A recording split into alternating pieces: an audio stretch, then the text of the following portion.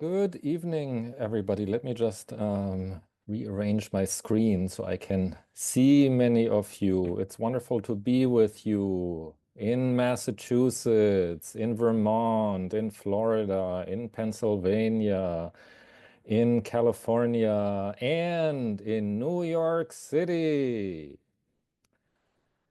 So good to be with you. Um,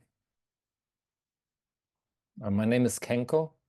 I'm joining you today from Southern California, where I'm staying for a few weeks to enjoy the sunshine and the weather and the hospitality of friends. Um, and it's a very strange time for me, maybe for you as well. Because it feels like if somebody asked me how I am, it feels like, oh, locally, I'm great if I make my container this big. But if I open it up just a little bit, then I'm deeply disturbed and very alarmed about what's going on politically, what's going on in terms of changes to people's lives. Um, it really feels historically big what is going on. And yet, if I look at my daily life, I do go do my shopping. The birds are flying outside. The blossoms in the tree outside the house, the first few are opening up. Um, we've had some rain over the last few weeks, which is rare in Southern California. So the hills are turning a kind of lush green that seems almost unreal. Um, and all of it is true at the same time.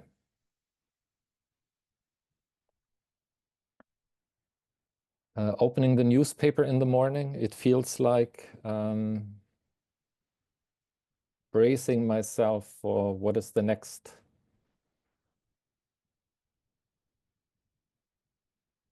breach of conventions, of breaking of, I don't know, agreements, civil society that is happening right now.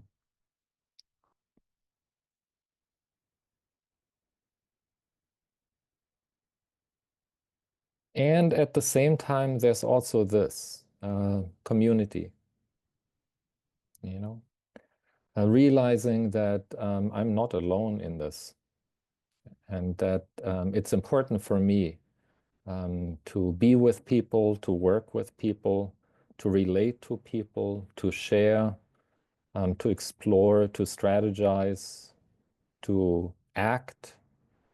Um, it nourishes me very deeply. So I'm very appreciative to all of you who are here, who are part of this net that we all are.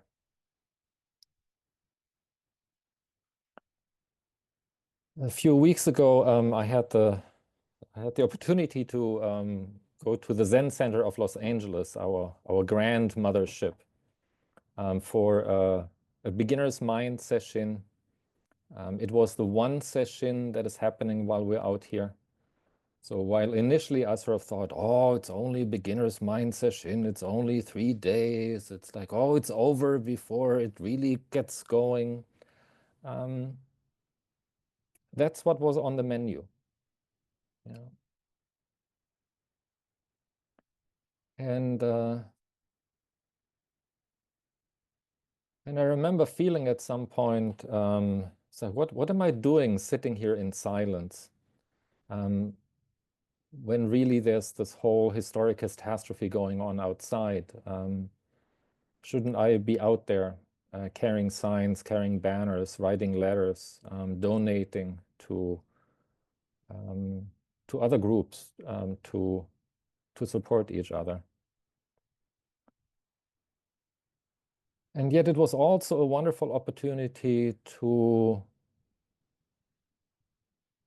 touch the silence and the quietness and to really become aware how wound up and anxious and like a little spinning spiral I felt like, because I hadn't really noticed. Mhm. It's like, oh, this is what it's like to spin, and this is what it's like to be with the spinning.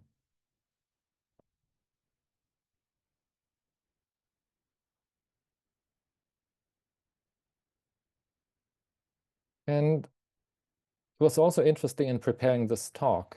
I had the sense, I'm not sure of anything to tell people, because I feel that I'm totally in the muck myself.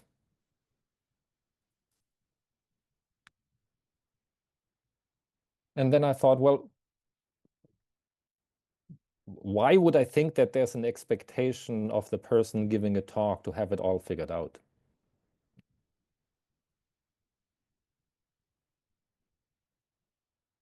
So thank you for coming along on this trip into the muck.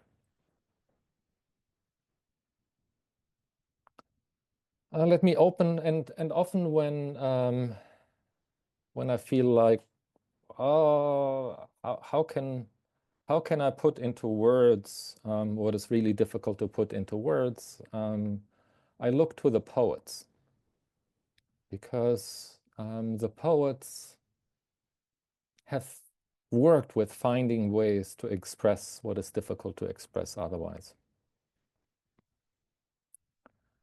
So this is a poem by Mary Oliver. What I have learned so far. She writes, meditation is old and honorable. So why should I not sit every morning of my life on the hillside, looking into the shining world? Because properly attended to, delight as well as havoc is suggestion. Can one be passionate about the just, the ideal, the sublime, and the holy, and yet commit to no labor in its cause? I don't think so. All summations have a beginning. All effect has a story. All kindness begins with a sown seed. Thought buds toward radiance. The gospel of light is the crossroads of indolence or action. Be ignited or be gone.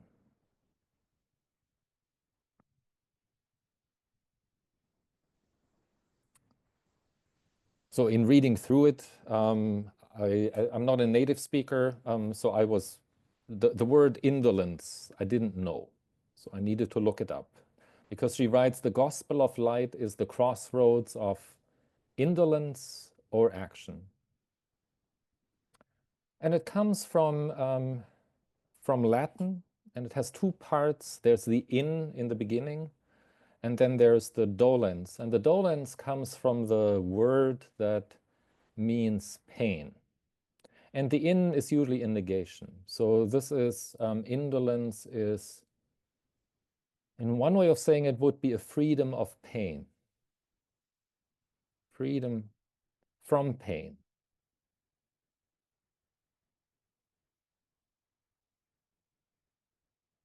Not suffering.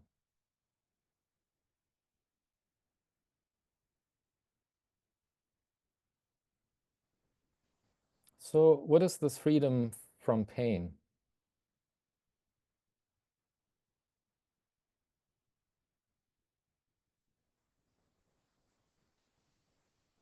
Does it mean that there is no pain? Does it mean that there is no dissatisfaction? Does it mean that everything is just very smooth?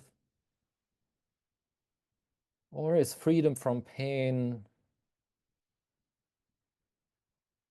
really fully being in the midst of the pain, in the midst of the confusion, in the midst of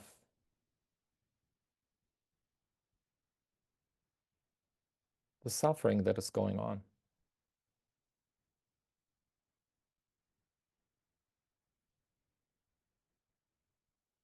And I also love in the poem that she writes, because properly attended to, delight as well as havoc is suggestion.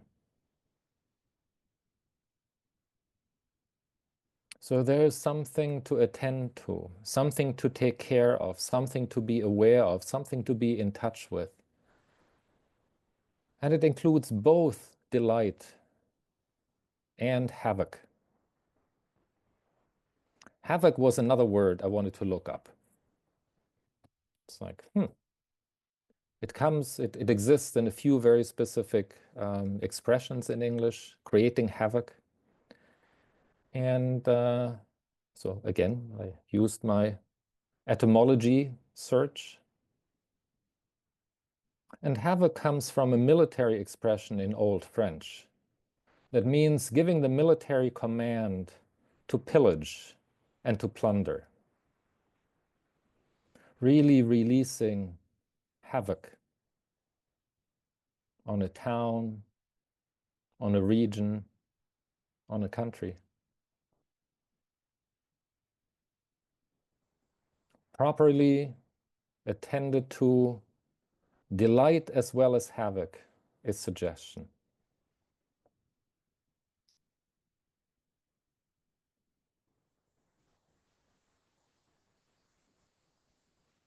And as so often happens during retreat, when I was at ZCLA, the question that sort of came up for me stayed with me.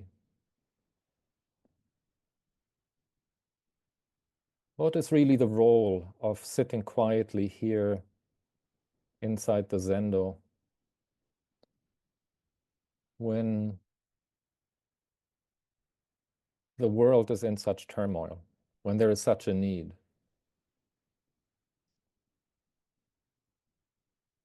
And also, as so happens also very often, there's also a response that comes up. Like it says in the inquiry and response come up together. I forget which chant it is. Inquiry and response come up together. Because on Sunday morning, which was the last day for the retreat, the Gate of Sweet Nectar was on the schedule. And I don't know how many of you are familiar with the Gate of Sweet Nectar or who have done it before. I'm seeing some people nodding. I remember, I don't know, I think we were still Zen on Main in Northampton. And I think Bernie and Eve, Bernie Glassman and Eve Marco had just moved to Montague around the corner. So so we had some interactions with them, and one of them was learning more about the Gate of Sweet Nectar, and we did it somewhat regularly for, I think, for a few months. And so at ZCLA, I think they do that once a week. And it's a powerful service. It opens with a chant that Krishna Das, the kirtan singer, had created for Bernie and for the peacemakers. And it goes something like this. Calling out to hungry hearts everywhere through endless time. You who wander, you who thirst, I offer you this Bodhi mind. Calling all you hungry spirits everywhere through endless time. Calling out, you hungry hearts, all the lost and the left behind. Gather around and share this meal. Your joy and your sorrow, I make it mine. All the hungry hearts, all the hungry spirits, all those who wander, who lost, who have thirst, gather around and share this meal.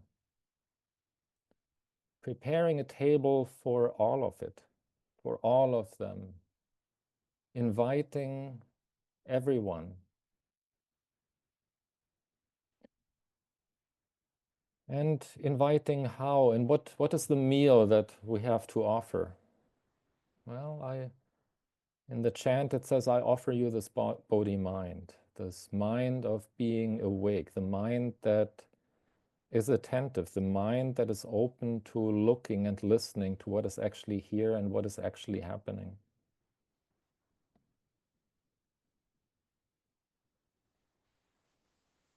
And to be one with the joy and the sorrow of all the hungry spirits, including the hunger that we have in our own hearts.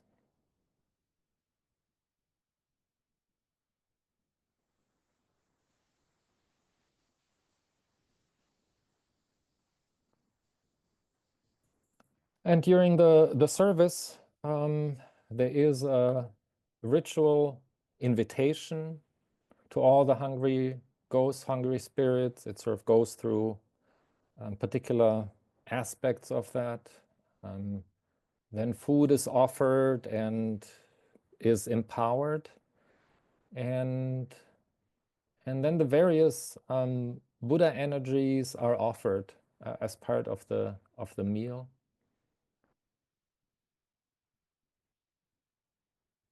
Being one with all Buddhas, I turn the water wheel of compassion. Being one with all of it. The mess and the confusion and the anxiety and the fear and the sense of helplessness.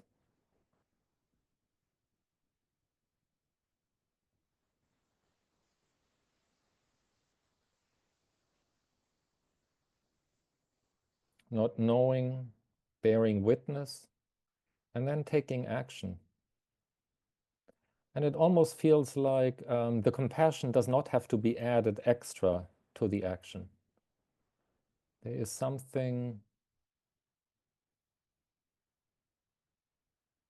there's something about an appropriate action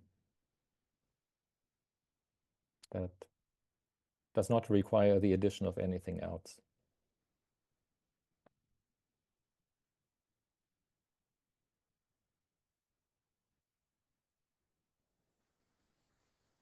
And so I think it's wonderful. I don't know, maybe this is so it was very helpful for me to do the Gate of Sweet Nectar in that particular context, because it revealed to me that that there is a place for being quiet and for listening. It sort of prepares the ground for not knowing, letting go of my ideas of how things should be, so that I can actually listen deeply and look and see what are the ingredients at hand that I can use for the meal that I'm preparing right now. And so it's wonderful that all of you will also have the opportunity to celebrate the Gate of Sweet Nectar. When I talked to Sensei Senshin afterwards, she said, the Gate of Sweet Nectar does not have an officiant. It has a celebrant. So there is a celebration that goes along with those.